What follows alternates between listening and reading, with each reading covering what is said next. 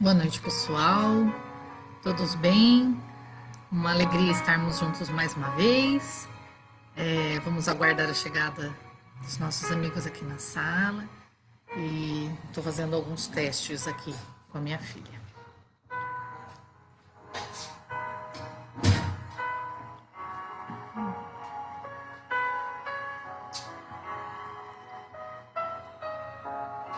Como que eu entro mesmo aqui, filha? Eu não lembro. Será que eu entrando por aqui eu consigo ver? Desce, desce. Aí, ó. Tá ali. Mais um pouco. Aqui? É. Ah, tá bom. Ok, obrigada, filha. Eu entro aqui? Mas aí eu teria que tirar o som. Vai sair o som. Não. Você vai clicar. Ah, tá bom. Beleza, obrigada. Eu fico olhando aqui, né? Tá, obrigada.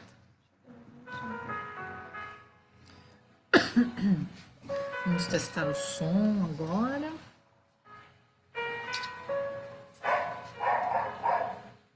O cachorrinho do vizinho.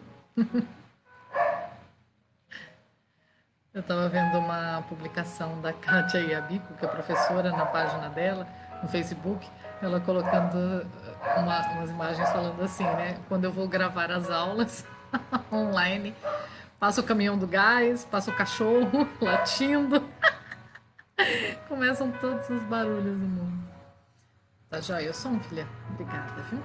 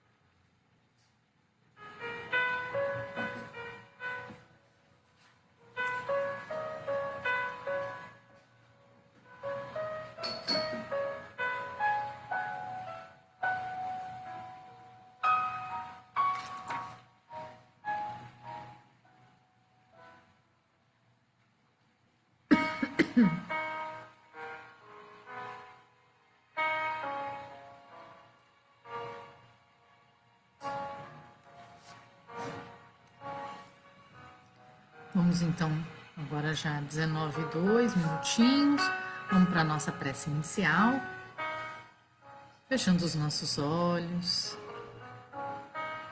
pensando em Jesus,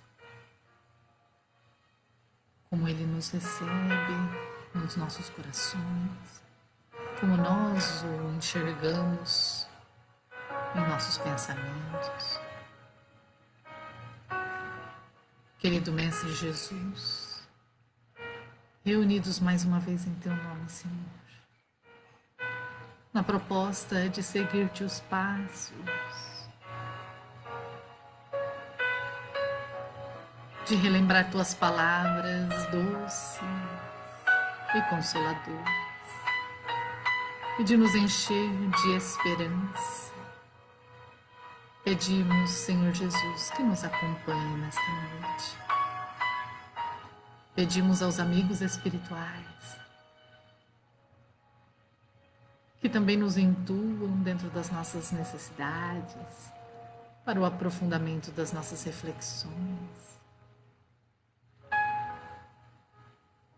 E que as tuas palavras se tornem novamente o calor de nossas almas, para enfrentar as turbulências do dia a dia, nestes tempos de dificuldades.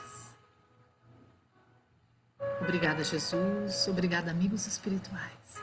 E pedimos a bênção de Deus, nosso Pai, para iniciarmos os trabalhos de hoje.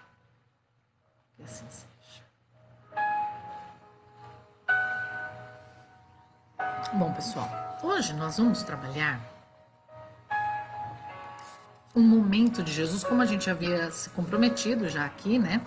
De trabalharmos em todas as quartas-feiras, nos nossos encontros, momentos de Jesus, momentos com Jesus, né? Que encontramos lá no Novo Testamento, né? Nos 4 evangelhos do Novo Testamento.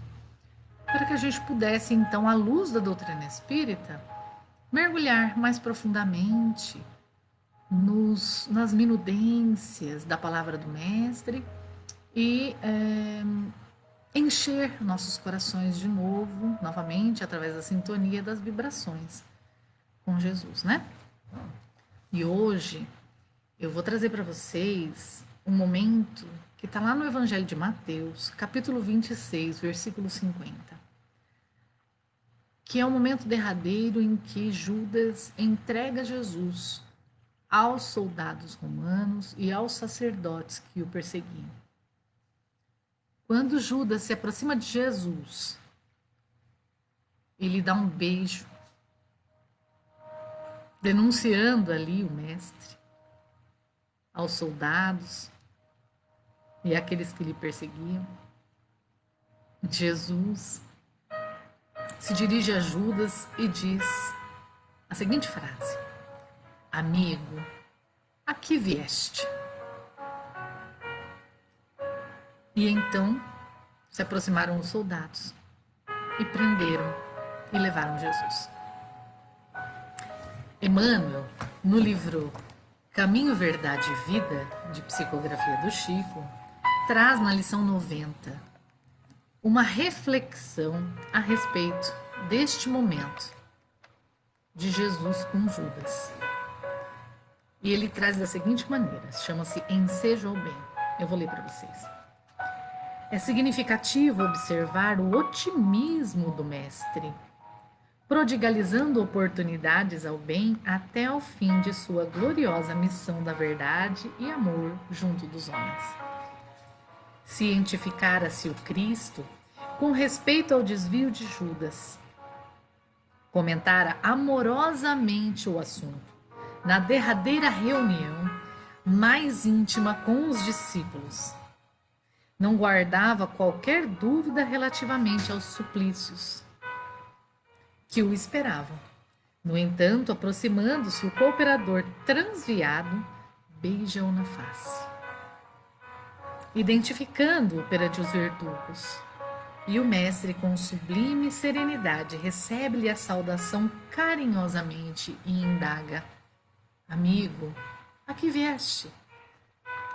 Seu coração misericordioso proporcionava ao discípulo, inquieto, o ensejo ao bem, até o derradeiro instante. Embora notasse Judas, em companhia dos guardas que lhe efetuariam a prisão, dá-lhe o título de amigo. Não lhe retira a confiança do minuto primeiro.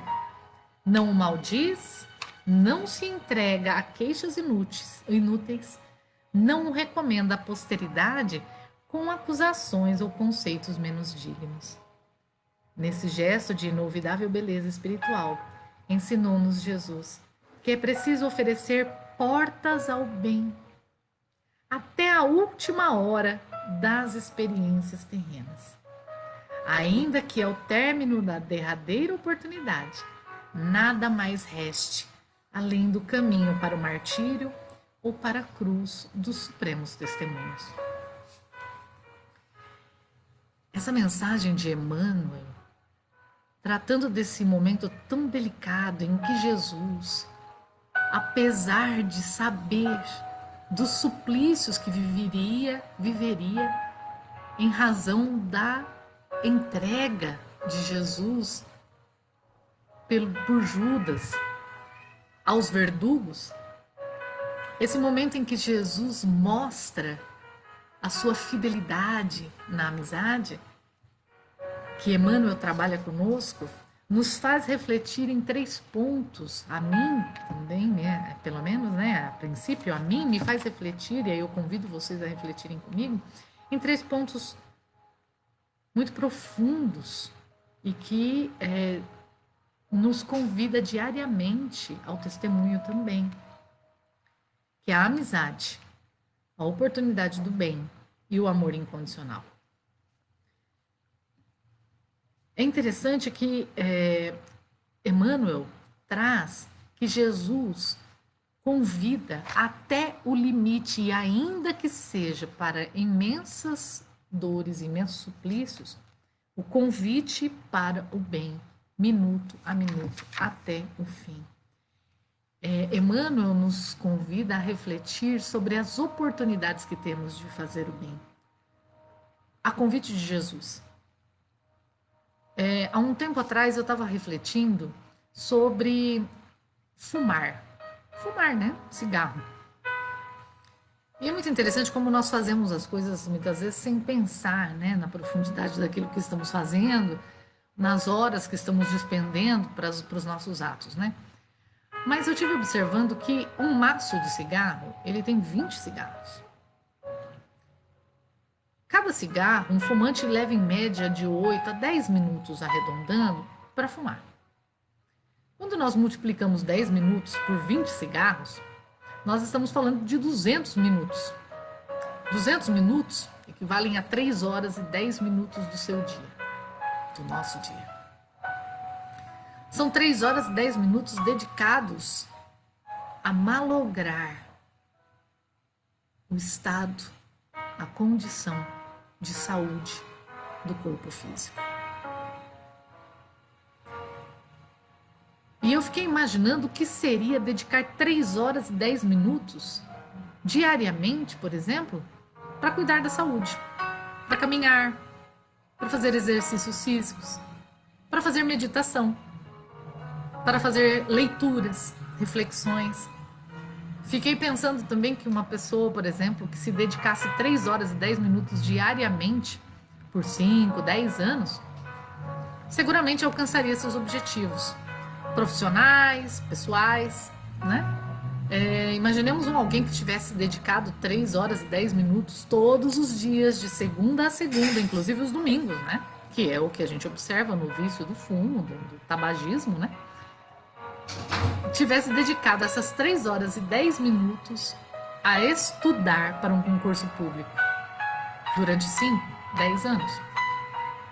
Ela chegaria um momento em que ela esgotaria qualquer edital, dominaria qualquer matéria, alcançaria seus objetivos, a não ser que aquilo não estivesse dentro do planejamento reencarnatório dela, né? Mas estando dentro das possibilidades e das necessidades reencarnatórias, ela seguramente alcançaria seus objetivos. Então, todos os momentos, em todos os instantes, nós somos convidados novamente a fazer o bem. Novamente a fazer o bem para nós mesmos e novamente a fazer o bem para os outros. Nós somos convidados a repensar os nossos atos. E é sempre uma oportunidade. Há sempre uma nova oportunidade que Jesus nos convida, né? Que o Mestre nos convida. E ele vem derradeiramente mostrar isso aqui nessa relação com Judas. E uma oportunidade de fazer bem, sobretudo aqueles que têm um espaço especial dentro dos nossos corações, que são os amigos. Os amigos são aqueles espíritos que nos convidam a experimentar um amor independente da casta, do sangue, dos laços familiares consanguíneos terrenos, né?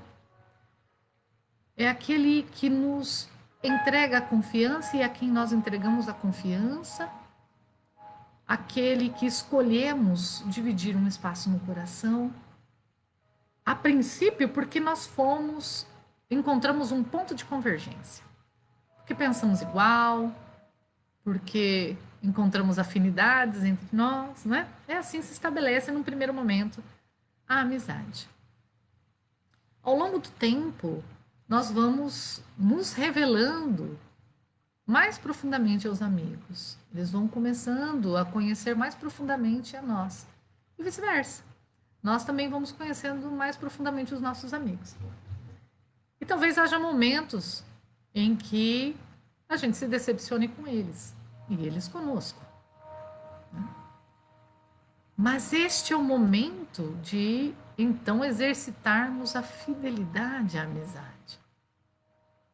O que Jesus nos dá como exemplo nesse momento derradeiro é exatamente esta fidelidade e este amor incondicional. Jesus sabia e sinalizou, trazendo o ensejo ao bem a Judas, no último momento em que esteve com todos os apóstolos juntos, que ele seria entregue por Judas ao suplício e que passaria grandes dores, né? Vivenciaria grandes dores, né? Mas mesmo assim, quando ele está ali entre todos esses amigos apóstolos, Jesus comenta amorosamente as circunstâncias da traição, né, entre aspas. E que Jesus, então, referindo-se ali a Judas, novamente abre o ensejo para que ele escolha pelo bem. A gente não pode imaginar hoje, dentro da doutrina espírita e de tudo que nós conhecemos, que o Judas haja planejado, no seu planejamento reencarnatório, trair Jesus, né? Trair a confiança do amigo, né? Até porque nós não fazemos planejamentos para o mal, nós só fazemos planejamentos destinados ao bem e ao aprimoramento de nós mesmos e do meio onde nós estamos inseridos. Então, Judas não planejou, em momento algum, no seu planejamento reencarnatório, trair Jesus. E na literatura de Humberto de Campos, no livro Boa Nova, nós encontramos ali a posição de Judas como sendo aquele que amava profundamente Jesus, mas absorvido nas ambições e nas ilusões do mundo, acreditava ele que o reino de Deus se estabeleceria na terra através do poder dos homens, das autoridades terrenas. Ele enxergava em Jesus um amigo missionário, mas simplório, talvez até inativo, inerte, incapaz de administrar o próprio plano de estabelecimento do reino de Deus na terra. Judas não conseguia compreender a dimensão do plano crístico e daquele momento em que ele participava efetivamente desses planos. Ele não conseguiu perceber, não conseguiu absorver a imensidão de Jesus. Este espírito crístico, amoroso, governador do nosso planeta, e que vinha exemplificar junto a todos nós que o reino de Deus não se estabeleceria na terra, dentro dos templos de pedra, dentro do poderio humano, dentro das convenções sociais, mas o reino de Deus se estabeleceria no coração das criaturas, no coração de cada espírito. E é por isso que Jesus diz: meu reino não é deste mundo. O apóstolo Tiago, filho de Zebedeu, tentou ainda orientar e alertar Judas quando, ao final da chegada gloriosa de Jesus em Jerusalém, estavam os dois, no fim da tarde, conversando a respeito dos planos do mestre e da postura do mestre diante das autoridades. Judas não se conformava pelo fato de Jesus não fazer questão de estar apoiado pelas autoridades humanas, sejam elas religiosas ou políticas. Judas também não entendia o fato de Jesus estar cercado e a sua palavra chegar mais intensamente a uma multidão de doentes, escravos, leprosos, desvalidos de toda sorte, pobres, né? A parcela menos influente socialmente falando da sociedade da época. Então Judas acreditava que ele poderia auxiliar no estabelecimento do reino de Deus na terra, auxiliar Jesus no trabalho dele na terra, assumindo o comando deste trabalho. Para que Jesus, chegado num determinado momento, ficasse ali apenas como figura de um reino de Deus, de uma mensagem do reino de Deus, uma figura inerte, exemplificando apenas uma postura, né? E não percebeu Judas que o reino de Deus não se estabeleceria dessa maneira. E que Jesus o convidou muitas vezes a refletir sobre isso, em todos os momentos em que caminharam juntos. Então Judas, quando ele entrega Jesus aos perseguidores, ele o entrega acreditando que estaria ali fazendo uma troca com aquelas autoridades da época para chegar a um determinado posto de ascensão política e social, no momento em que então ele alçaria Jesus, né, libertaria Jesus da prisão e alçaria Jesus ao seu papel, que Jesus não teria condições de se levantar sozinho. Né? Isso me faz pensar quantas vezes nós também questionamos os desígnios divinos, né? Quantas vezes nós não nos conformamos com as situações que a vida nos propõe ou propõe às outras pessoas.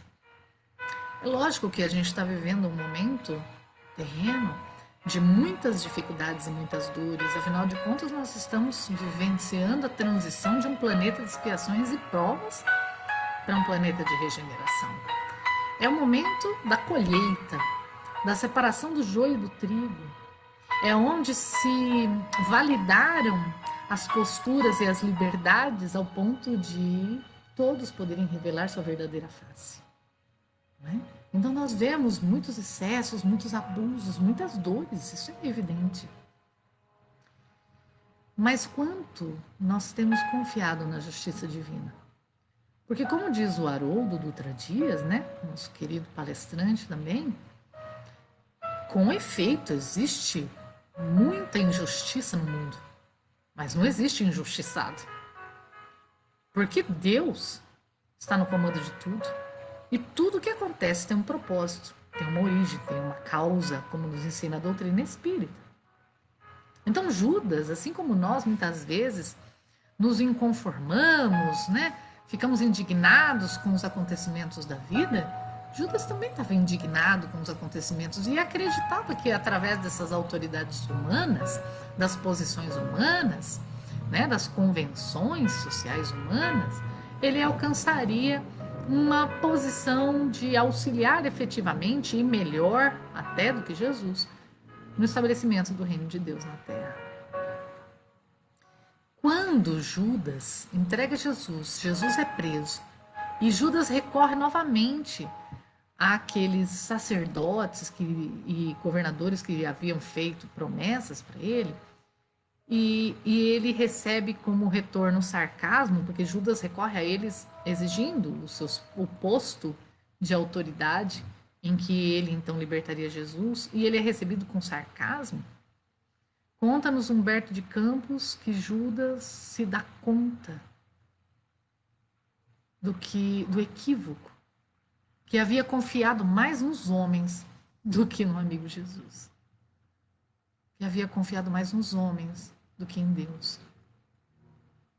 Se dá conta de que não poderia realmente o reino de Deus se estabelecer na terra através dessas autoridades e dessas convenções, mas somente através do amor verdadeiro, do qual deu o extremo exemplo Jesus. Quando Jesus é levado ao suplício, em nenhum momento ele acusa Judas, ele blasfema contra Judas. Em nenhum momento ele condena a atitude de Judas para a posteridade, como observa Emmanuel nessa lição. Pelo contrário, no momento derradeiro, ele dá ensejo a Judas de mudar o curso das próprias escolhas. Mas mesmo Judas dando seguimento às suas ilusões, Jesus mostra a ele a face da verdadeira amizade. Da amizade que se estabelece na fidelidade, a amizade do princípio. Por isso Emmanuel traz que Jesus não lhe retira a confiança do minuto primeiro, do primeiro minuto de amizade tecido entre Jesus e Judas. Isso me faz refletir o quanto nós temos sido amigos verdadeiros uns dos outros. A amizade nos proporciona essa oportunidade de construirmos o amor coletivo, ou seja, além das limitações de casta, de sangue, de convenções, e nos convida a um amor que é incondicional, ao exercício de um amor incondicional. Exatamente esse que Jesus nos propôs através da lei de amor. Me faz refletir o quanto nós temos sido fiéis aos nossos amigos, às nossas amizades. Quantas amizades nós temos rompido o relacionamento, abandonado, porque nos sentimos de alguma forma traídos ou porque encontramos mudanças de postura ou de pensamentos diversos no caminho dessa amizade. E nestes momentos de dores, abandonamos as alegrias dos primeiros momentos. Quanto temos conseguido demonstrar nas horas de suplício dos nossos relacionamentos a fidelidade e a renúncia ao interesse pessoal. A fidelidade àqueles momentos e aqueles momentos felizes dos primeiros tempos da amizade em que confiamos um ao outro os nossos afetos mais preciosos. O quanto um amigo acalenta o nosso coração. Muitas vezes encontramos num amigo mais afeto, mais acolhimento, mais aconchego do que em familiares. Mas como temos lidado com essas amizades? Temos esperado apenas ser servidos?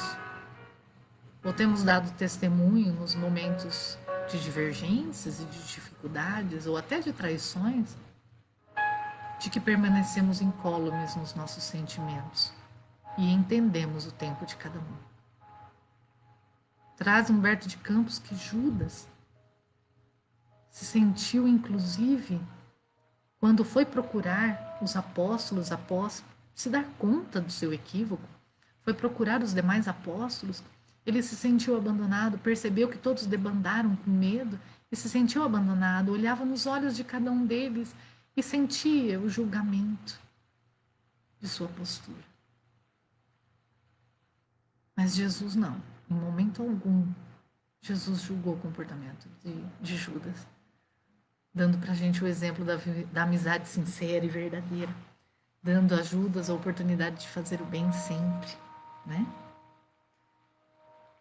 E é interessante que todos nós, também eu queria ressaltar isso, todos nós possuímos luzes já, né? Todos nós já nos iluminamos de alguma forma, em algum aspecto, já somos capazes de ser luz no caminho de outras pessoas. Uma luz, ela nunca fica encerrada em si mesma, né? Já observaram como é acender uma vela dentro de um quarto escuro? Uma única vela, a luz de uma única vela acesa é capaz de extirpar a penumbra de um quarto escuro. Não é mesmo? Então, todos nós já temos uma parcela de luz construída em nós e conseguimos dissipar as sombras onde estivermos.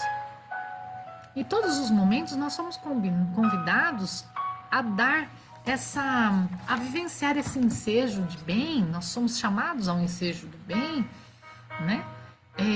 Não para darmos testemunho de posturas além das nossas condições, mas exatamente no sentido de apenas e tão somente brilhar a nossa luz aquilo que nós já construímos e onde nós estamos. E através da vivência do bem, através dessa experimentação de bem, é que nós vamos ampliando essa luz interior. Por isso esse convite eterno de Jesus ao bem. O quanto eu posso iluminar a vida do meu amigo? O que este amigo significa para mim? O que ele representa para mim?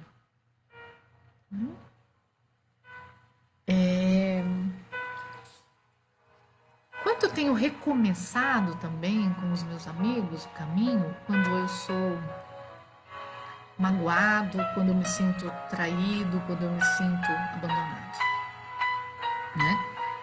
Não significa que eu tenho que entregar-me a um amigo que muitas vezes traiu a minha confiança e não se revelou digno dela, sem nenhuma ressalva, sem nenhuma reserva, porque isso seria me colocar também numa posição, talvez, de prejuízo a mim mesmo, o que Jesus não espera de nós, não exige de nós.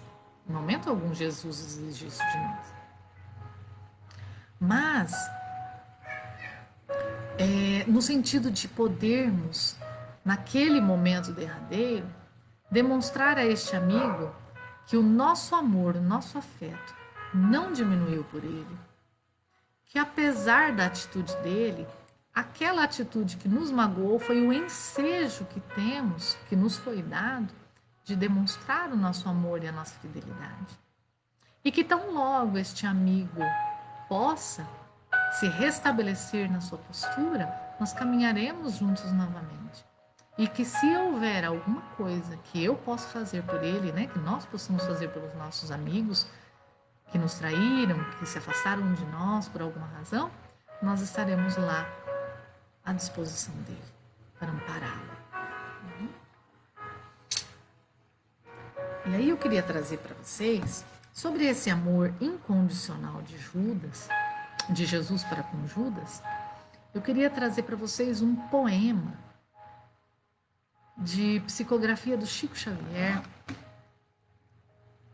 E esse poema traz para a gente a ideia desse amor incondicional. É um poema de Maria Dolores para o médium Francisco Cândido Xavier, no livro Coração e Vida. Nesse poema, Jesus se encontra com Madalena e Madalena pergunta então se ele já havia alçado os céus, se ele já havia se elevado aos céus, né? E aí Jesus então dialoga com Madalena e eu vou ler esse poema para vocês, dada a riqueza das palavras de Jesus, do diálogo de Jesus com Madalena, tá? Eu vou começar aqui de um trechinho mais à frente, mas vocês podem encontrar isso no livro Coração e Vida, de psicografia do Chico, essa íntegra desse poema. Maria, surpreendida, indagou em seguida: Senhor, onde estiveste? Em que jardim celeste encontraste o descanso necessário, que vem de Deus nos dons da paz completa? Perdoa-me, Senhor, a pergunta indiscreta. Dói-me, porém, pensar na angústia do Calvário. Revolto-me, padeço, mas não venço a mágoa de lembrar-te o sacrifício imenso. Mas Jesus respondeu: Não, Maria, não fui ainda ao alto, nem me elevei sequer um palmo à luz do firmamento. Quem ama não consegue achar o céu de um salto. Ao invés de subir aos altos resplendores, desci, mas desci muito aos reinos inferiores. Despertando no túmulo, escutei os gritos da aflição de alguém que muito amei e que muito amo ainda. Embora visse além a luz sempre mais linda, sentia nesse alguém um amado companheiro.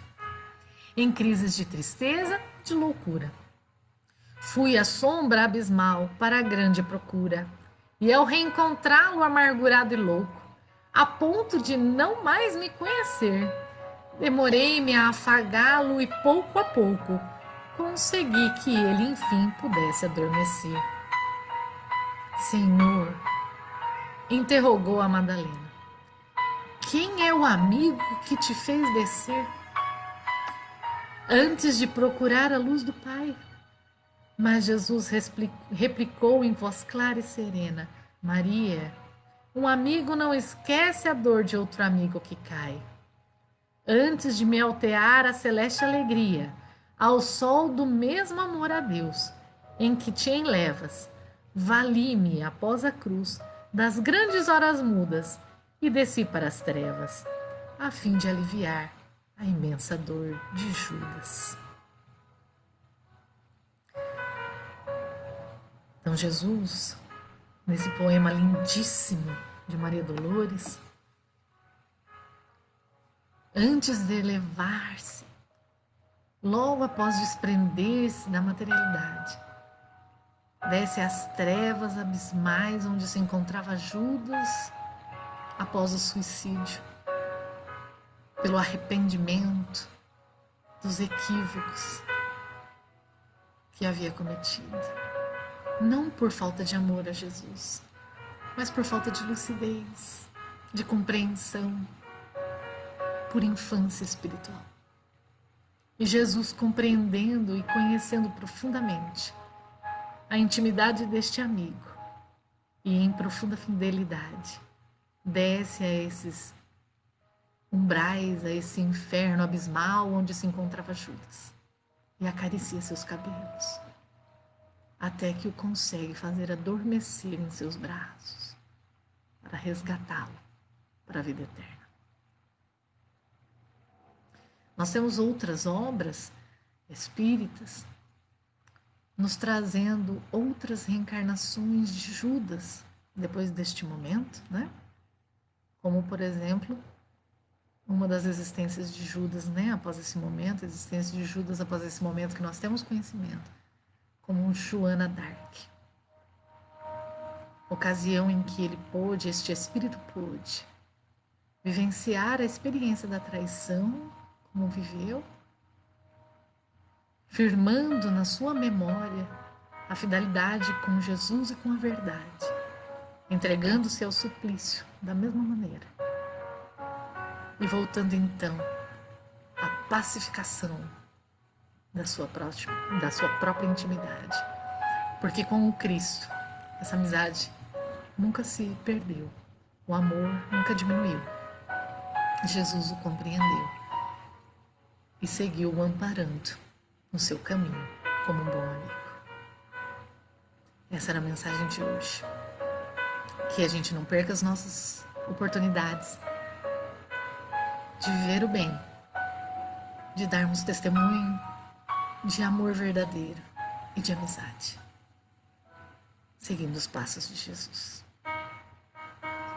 Vamos às nossas vibrações finais e prece?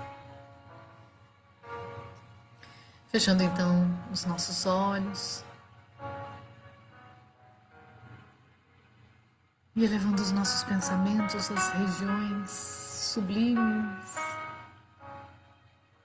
onde encontramos conforto e esperança, nas quais já caminhamos com Jesus, nos jardins floridos da vida eterna. Vamos acalmando o nosso coração, sentindo brilhar a nossa luz neste momento, para contribuirmos com Jesus para o alívio de todos os sofredores do mundo. Querido Mestre Jesus, nós que nos unimos agora em pensamento, conhecedores das luzes que trazemos em nós, pedimos a Ti, querido irmão, auxilia-nos a dar um pouco de nós para iluminar o mundo. Leva, Senhor, as nossas pérolas mais preciosas onde houver dor na terra, nos hospitais, nas ruas, nos presídios, nos lares, onde houver uma lágrima, Senhor, caindo, e que tua compaixão magnânima sempre acolhe e provê de esperança. Leva a nossa contribuição pequenina, mas sincera, para o alívio de nossos irmãos. Pedimos-te, querido Jesus, que continue conosco durante toda essa semana, até o nosso próximo encontro aqui, inspirando-nos para que todos os momentos de ensejo ao bem estejamos despertos para aproveitar, para que em todos os convites de darmos testemunho de amor, de fidelidade, de afetividade, de perdão, que possamos aproveitá-lo, dando este testemunho com a força do bem que já construímos em nós. Nós te agradecemos, Jesus, pelo amparo e pela orientação de hoje. E agradecemos aos bons espíritos por nos sustentar, nos envolver, restabelecendo as nossas energias e alimentando as nossas esperanças. Pedimos a Deus, nosso Pai, a bênção para encerrar os trabalhos de hoje. E agradecemos imensamente o socorro que recebemos por nossa vez. Que assim seja.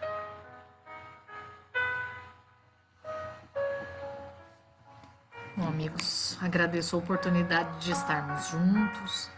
Agradeço a todos que estiveram comigo em todo esse tempo. Convido vocês a na próxima quarta-feira acompanharem também novamente a live da USE. Marisa, um beijão imenso, Lili, Ana Maria, Márcia, Carmen, a todos que estiveram conosco, que Jesus nos abençoe, que Jesus abençoe a todos vocês, que possamos ficar na paz do Mestre e seguir o caminho de luz que aguarda por todos nós. Até breve. Um beijão. Até a próxima quarta-feira, até o nosso próximo encontro.